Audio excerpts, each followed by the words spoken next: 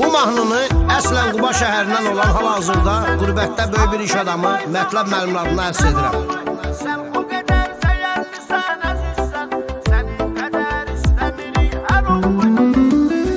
Qubalı Mətləb ürək və qurban sənin, Azərbaycanın igidlər oğlu.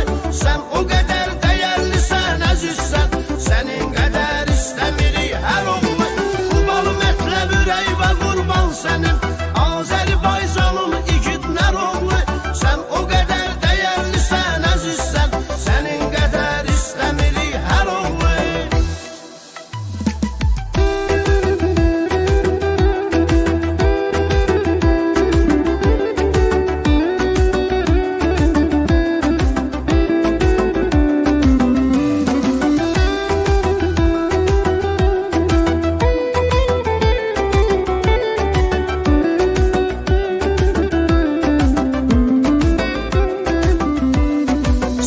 Bizim üçün əziz dəyərli insan, Quba şəhərimizin döyünən ürəyisən. Çox kasıba xəstəyə dəstək oldu, sən o qədər çarəsizin köməyisən. Nüqəndi kəndi fəxr edir səninlə, həm Bakı Xırdalanda iz qoymusan. Hal-hazırda Serpervoz şəhərində sən öz işvi layiqincə qurmusan. Qubalı Mətləb ürək və qurban sənin, Azərbaycanın igidlər oğlu. Sən o qədər dəyərlisən, əzizsən, sənin qədər istəmirik hər oğlu. Qubalı Mətləb ürək və qurban sənin, Azərbaycanın igidlər oğlu.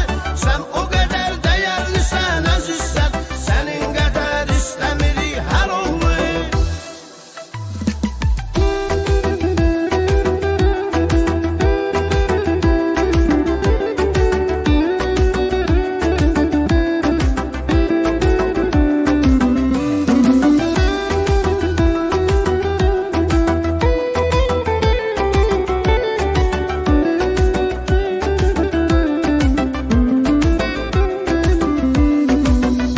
Bir iş qurmusan adına layiq, çox vətən övladına çörək vermisən.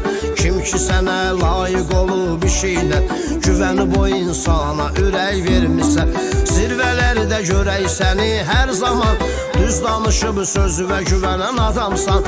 Sənə heç bir qüvvə təsir eyləməz, öz ağlı var özünə güvənən adamsan. Böyük bir iş qurmusan adına layiq, çox vətən övladına çörək vermisən. Kim ki sənə layiq olub işinə, güvənib o insana ürək vermisən. Zirvələrdə görək səni hər zaman, düz danışıb sözü və güvənən adamsan. Sənə heç bir qüvvə təsir eyləməz, öz ağlı var özünə güvənən adamsan.